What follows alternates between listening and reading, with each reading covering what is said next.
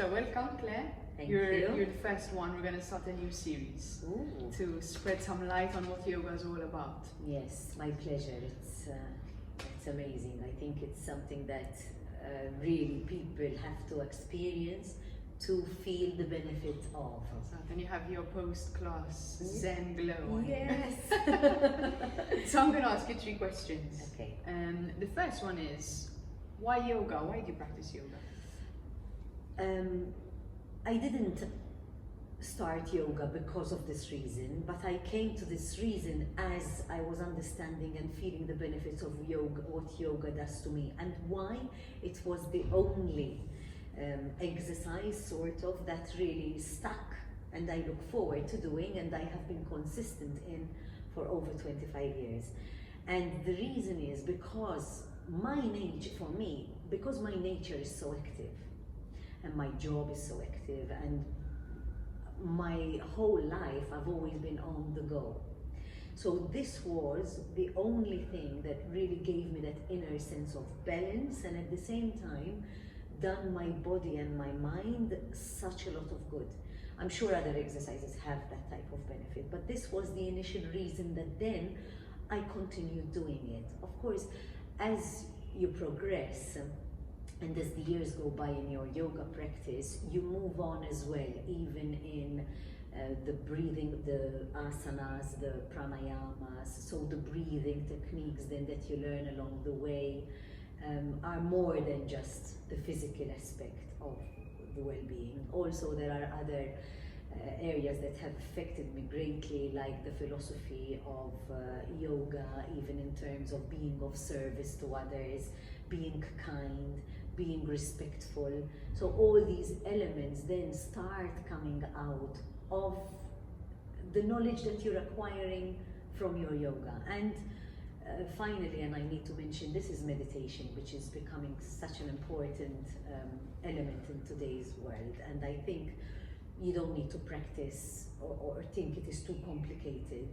There are simple techniques that can introduce you to yoga, that can introduce you to meditation, but I really believe that people should and need to take it on in their daily lives. This is why I love you, Claire, because you have such a deep understanding of yoga, so much beyond the first level, which is good, which is just the physical, but it shows that you've actually experienced something which has taken you deeper into the practice, which is so beautiful. And it takes time, we don't expect people to jump into it and start feeling everything after the first month. I always say people, it's like the gym, you don't go on the first day and expect a 6-pack. Exactly. I am quite curious, I'm going to sneak another question in there. What brought you to that first class? Was it a friend? Yes, it was. Actually, we were a group of friends through acting. We were all actors. So this was back in my late teens, early 20s. We were a group of actors, and no one was a teacher in this group, but one of us especially, used to read lots of books, and we used to practice all the postures from this book. So that is how I actually started, and we used to meet weekly. Besides the drama that we used to do and the theatre, we used to meet weekly. Specifically, it was actually beautiful because we used to first do the practice and then do dinner together. So this is another element that yoga brings a lot of like-minded people together, and it's nice. And everyone helped in the kitchen, everyone participated in making the meal. Later on, I did quite a few number of courses. I went to silent meditations, I went to retreats, I went to an ashram for 3 months in the Bahamas.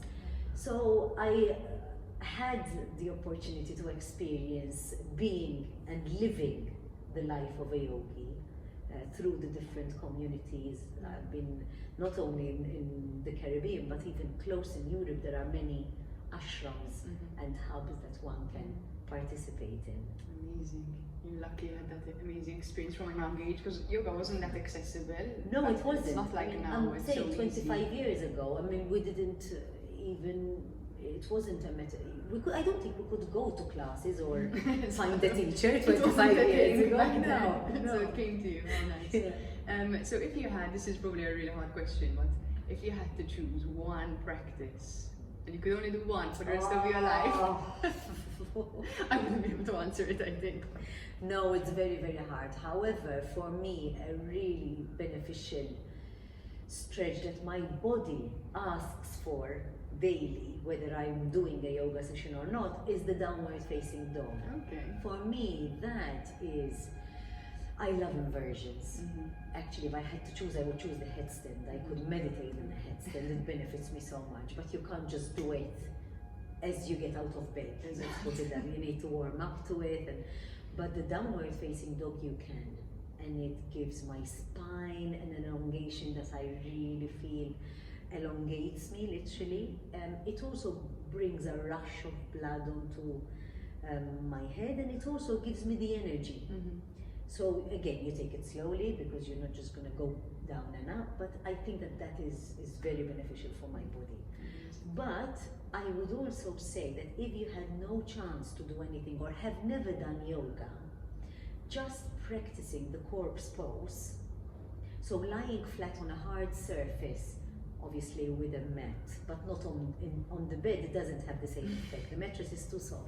So hard surface, thin layer of mat or a carpet, just lying face down, stretching, make sure your neck is stretched and palms facing upwards and just relaxing into that breath. That sometimes just do the job.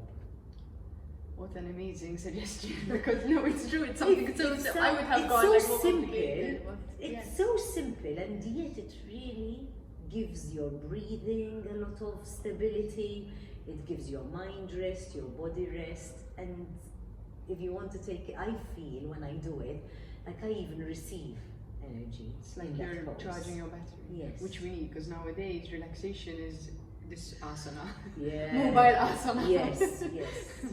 Oh, good. It's too bad. Amazing. And the last question is, why Sanya? What sort of attracted you to Sanya, and why do you come and practice here? Well, firstly, I must say that the most important thing that attracted me here, was the convenience of it and the beautiful place. I always felt a sense of welcoming, really peaceful in here. So those were the initial, but it's so easy to park and it's so easy to arrive for me that when you lead a very busy life, these are important factors that you have to consider. You don't want to get stressed going to yoga. Exactly. But then as well, equally important is the availability of the classes. Like I prefer morning classes because I'm with my children in the afternoon. I don't like leaving the house too many times in the evenings. I already do so because of work. So for me, if I can come to yoga in the morning and you have an amazing timetable, I love the 9 a.m. classes, so that fits me well. And my challenge is always trying to fit in more than 2 a week. So you have, every day almost. So I try to go, say, at least twice, 3 times, and pushing it every time, So I like that. And then the classes as well, the teachers, your yoga instructors are quite varied. And yet at the same time, I notice even from one class to another, there are always some beginners and advanced. And yet they all manage to hold a proper class that both can equally enjoy that, and I think it's important when you are going to a yoga instructor. I'm glad that you noticed that actually, because we try not to be too intense on the physical, because nowadays yoga has become more about the physical. There are a lot of, in fact, teachers who are ex-dancers and have amazing condition of the body, but that leads to some people feeling like yoga's not for me if I'm not flexible and not thin and I'm not going to my leggings. Just today there was a lady, I didn't notice, because one of the beautiful things about yoga is you are really in your own space, and I know it takes some time to get used to this, but if you are beginners and you're coming for a yoga class, nobody's going to notice you, whatever your shape, size, how flexible you are, because this is the nature of a yoga class. Everyone is in his own space.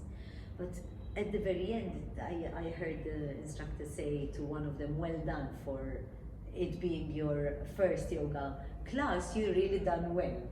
And if you then turn to me and ask me, did you have a full feeling out of this yoga class? I would tell you definitely. So I'm advanced, she's a beginner, and we actually were in the same class.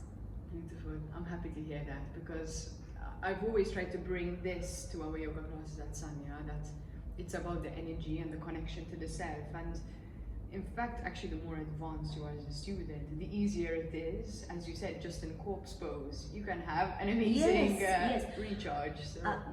My only issue with yoga was always because, I mean, I did at one point do my yoga teacher's training and I taught for a while, but I love being a student so much. And it's always, I don't wish to teach it because I feel I really want to be a student. But even though I'd done my yoga teacher's training, I never, even in a beginner's class, I take a lot of benefit out of the whole session. So it's not a matter of, how much can you bend or how flexible can I do a posture. And also there's another thing, even me, who I'm an advanced student, our body is different on a daily basis. Sometimes not even I can bend as well as I bent last week or yesterday. And we have to, respect our bodies and release the yoga ego, which comes in sometimes. I need to get into this pose. Yes, not for me. I mean, there are times when you want to challenge yourself, but you must be your own. You challenge against yourself, and you don't compete against others, and you respect your body. You listen to your body. Yes, that's really what yoga is all about. Just the connection to yourself, and no matter what the pose is, actually, it's almost irrelevant if you are there with yourself and your breath.